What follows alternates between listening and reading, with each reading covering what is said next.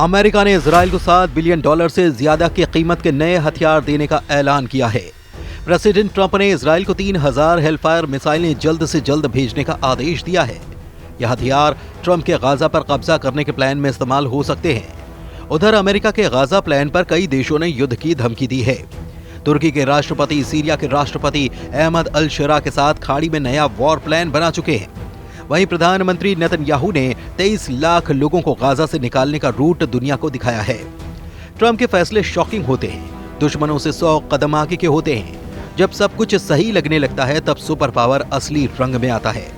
खाड़ी के शांत पड़े खंडहर और बियाबान को बारूद से पाटने का नया दौर शुरू हो चुका है। इस बार इजराइल के कितने भी दुश्मन सामने हों फर्क नहीं पड़ेगा। राष्ट्रपति ने साफ कर दिया है कि गाजा के पुनर्निर्माण के लिए लोगों को बाहर निकालने की जरूरत है, क्योंकि गाजा विध्वंस की जमीन है। ये किसी भी इंसान के रहने लायक नहीं है। सुपर पावर अमेरिका इजराइल को अब तक का सबसे बड़े विनाशकारी हथियारों की सप्लाई करने जा रहा है। नेतन्याहू को ट्रंप की तरफ से $7.4 बिलियन कीमती विनाशकारी गोला बारूद की खेप मिलनी फाइनल हो चुकी है। इजराइल को अमेरिका $6.75 बिलियन की गोला बारूद से अजेय बनाने जा रहा है, जिसमें 166 छोटे बम, हजारों गाइडेड किट, 3000 हेलफायर मिसाइलें भी शामिल हैं। बताया गया है कि इजराइल को मिसाइलों की डिलीवरी जल्द से जल्द मिलेगी। गाजा युद्ध, लेबनान युद्ध, यमन फ्रंट और सीरिया में जब थोड़ी सी शांति आई है, तब अमेरिका इजराइल को इतने हथियारों से लैस क्यों करने जा रहा है? क्या ट्रंप के दिमाग में इजराइल के लिए कुछ विस्फोटक रणनीति तैयार है? आखिर इजराइल अब भी हमास के सफाई की जिद पर क्यों अड़ा है?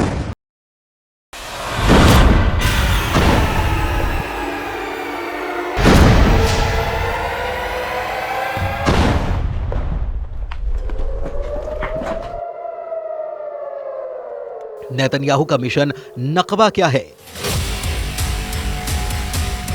हमास का यह तमाशा फिर से युद्ध भड़काने लगा है।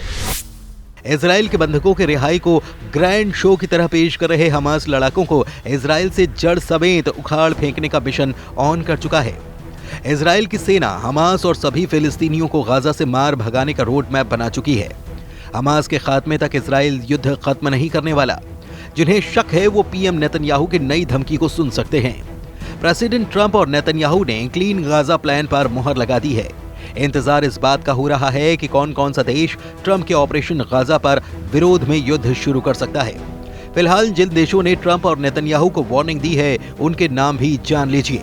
इजराइल को युद्ध में बराबर की टक्कर देने की ताकत रखने वाले तुर्की के राष्ट्रपति एर्दोआन ट्रंप के गाजा प्लान के सबसे बड़े विरोधी बन रहे हैं।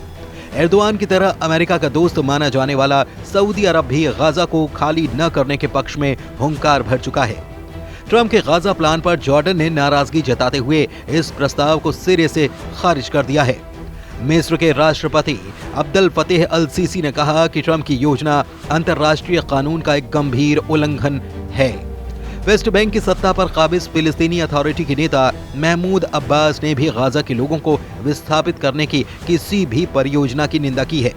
अमेरिका से सभी मामलों में अलग स्टैंड लेने वाला ईरान भी ट्रंप के गाजा प्लान के खिलाफ मोर्चा खोल चुका है। सऊदी अरब के विदेश मंत्रालय ने साफ किया है कि फिलिस्तीन के मुद्दे पर किंगडम अडिग है। ये स्टैंड किसी बातचीत से नहीं बदलेगा। सऊदी किंगडम फिलिस्तीन की वैधता के उल्लंघन का जोरदार विरोध करता है। इजराइल की फिलिस्तीन पर कब्जे की प्लानिंग और जमीन हड़पने की कोशिश नाकाम कर दी जाएगी। जिधर सऊदी अरब है उधर अरब लीग के 22 देश रहते हैं। जिधर ईरान है उधर शिया बाहुल्य ज्यादातर मुस्लिम देश रहते हैं। खाड़ी मुल्कों ने नए ताकतवर लीडर के तौर पर उभरे कमांडर जुलानी उर्फ अहमद अल शरा तो साफ साफ अपनी मौजूदगी दर्ज करा रहे हैं। तुर्की के राष्ट्रपति से अहमद अल शरा की बातें और मुलाकातों का सिलसिला आगे बढ़ता ही चला जा रहा है। मतलब ये कि गाजा युद्ध की जिस चिंगारी को ट्रंप ने भड़काया है, वो अगर बारूदी बवंडर में तब्दील हुई तो इजराइल के खिलाफ कम से कम 52 देशों की सेना युद्ध में सामने हो जाएगी। ऐसे में सवाल है कि क्या भारी विरोध के बाद ट्रंप बैकफुट पर जा सकते हैं? क्या नेतन्याहू गाजा पर रुख पलट सकते हैं? फिलहाल तो इसके कोई आसार नहीं नजर आते। इजराइल ने ट्रंप की घोषणा के बाद गाजा के सफाई का ड्राफ्ट भी बना लिया है। इजराइल डिफेंस फोर्स ने गाजा खाली कराने का पूरा रूट नेतन्याहू को दिखा दिया है। इजराइल के एक अधिकारी के मुताबिक डोनाल्ड ट्रंप के प्रस्ताव के बाद एक एक्शन प्लान भी तैयार करने का आदेश दिया गया है। और इसके तहत गाजा में रहने वाले लोगों को बाहर निकालने और किसी दूसरी जगह पर भेजने के लिए एक प्लान बनाया जा रहा है। इस दौरान गाजा का पुनर्निर्माण किया जाएगा। हालांकि इजरायली अधिकारी ने फिलहाल ये साफ नहीं किया कि अगर गाजा से लोगों को बाहर निकाला जाता है तो फिर उन्हें कहां भेजा जाएगा। लेकिन जो बातें पता चली हैं उससे कुछ रूट की जानकारी के संकेत मिल रहे हैं।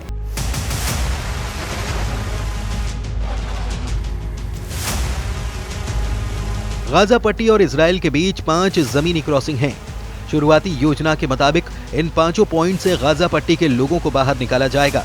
इसके बाद लोगों को बस से करीब 250 किलोमीटर दूर रेमन एयरपोर्ट या फिर अशदोद बंदरगाह तक ले जाया जाएगा।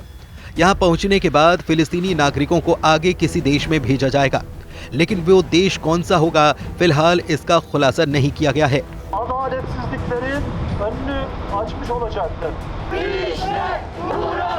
प्रेसिडेंट ट्रंप ने जिन देशों के नाम बताए थे उन्होंने इस पूरे प्लान को गाजा के लिए खौफनाक बता दिया है, यानी कि मिस्र और जॉर्डन गाजा के एक भी आदमी को अपनी जगह नहीं देने वाले।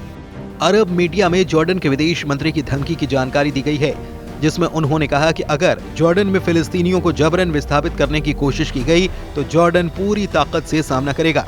ये जॉर्डन के लिए युद्ध की घोषणा है और हम इसका जवाब देंगे। मतलब जॉर्डन इजराइल से जंग के लिए तैयार है। उधर तुर्की में ट्रंप के गाजा प्लान पर युद्ध का माहौल बनाया जा रहा है। वहीं इस्तांबुल से आई इन तस्वीरों ने नेतन्याहू की टेंशन बढ़ा दी है, जहां बर्फबारी के बीच अमेरिका के दूतावास के बाहर ट्रंप का जमकर विरोध किया गया। एर्दोआन के कट्टर समर्थकों के हुजूम ने पुलिस बैरिकेड्स के सामने खड़े होकर फिलिस्तीनियों के समर्थन में नारेबाजी की। प्रदर्शनकारियों ने ट्रंप और नेतन्याहू के पोस्टर के साथ गाजा पट्टी के हक में आवाज बुलंद की। इससे पहले एर्दोआन और अहमद अल शरा की मीटिंग में भी ट्रंप के गाजा प्लान को लेकर चर्चा हो चुकी है। अल शरा से मीटिंग के बाद एर्दोआन ने अपने खुशी का इजहार हर मसले पर एक दूसरे के साथ होने के ऐलान के साथ किया। यानी अगर ट्रंप और नेतन्याहू ने फुल प्रूफ तैयारी कर रखी है तो तुर्की और गाजा के हक में आवाज उठा रहे देश भी युद्ध से पीछे नहीं हटने वाले। ऐसे में गाजा का क्या होगा? 23 लाख लोगों का क्या होगा? क्या गाजा फिर से 1948 का नकबा झेलने जा रहा है? फिलहाल गाजा का हर आदमी अपने घर से बाहर है, अपने ही इलाके में शरणार्थी है। गाजा की 23 लाख की आबादी में से 90% लोग विस्थापित हैं। कौन किस हाल में रह रहा है ये तस्वीरें बखूबी बयां कर रही हैं। खान यूनिस के इलाके में हजारों लोग अस्थायी टेंट में रहने के लिए मजबूर हैं। तेज हवाएं और बारिश इन तंबुओं को उखाड़ती हैं, नुकसान पहुंचाती हैं, लेकिन लोग फिर जैसे तैसे मरम्मत करके उन्हीं में रहने के लिए मजबूर हैं। कई बार लोग रात भर नहीं सो पाते। युद्ध विराम के बाद भी बमबारी यहाँ बंद नहीं हुई। भूखमरी और मौसम की मार ने गाजा को मृत्यु लोक में तब्दील कर दिया है। फिर भी लोग अपनी जमीन से बेदखल होने के लिए तैयार नहीं हैं। 77 बरस पहले जैसी तबाही गाजा ने झेली, सब कुछ वैसा ही फिर से होने का खौफ यहाँ पर पसरा हुआ है। अमेरिका का गाजा में बढ़ता दखल कई खाड़ी मुल्कों की तबाही का सबब भी बन सकता है। इजराइल के लिए हर लिहाज से अब माहौल मन मुताबिक है।